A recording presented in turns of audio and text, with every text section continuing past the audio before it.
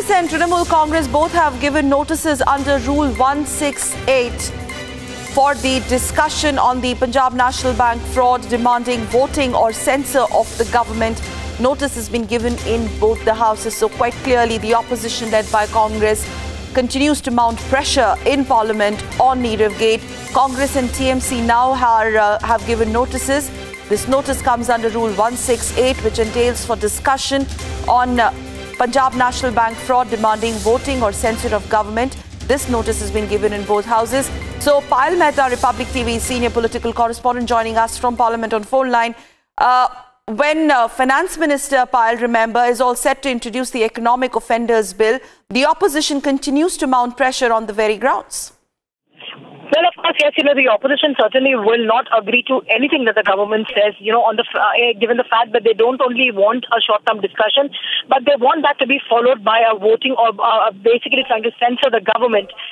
Really, that's the political point that the opposition is trying to score. So notices have been given in both houses. And just to update the viewers, that the notices have been given under Rule 168 in the Rajya Sabha and under Rule 56 in the Lok Sabha.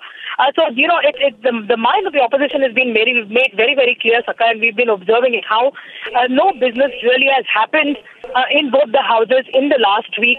Completely, it was a washout of sorts, with the opposition refusing to, let the entire din die down.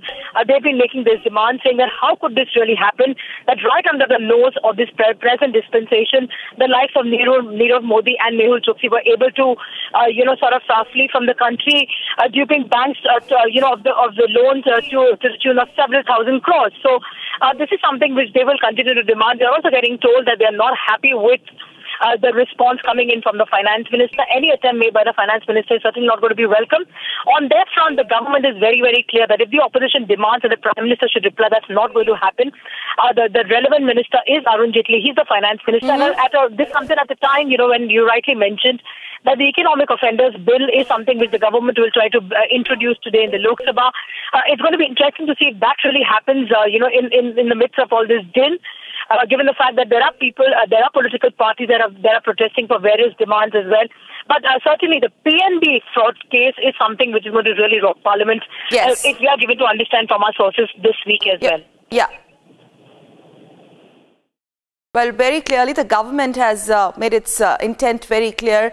No repeat of Nirav Modi will be allowed. A deterrent has to be set. Accountability has to be fixed.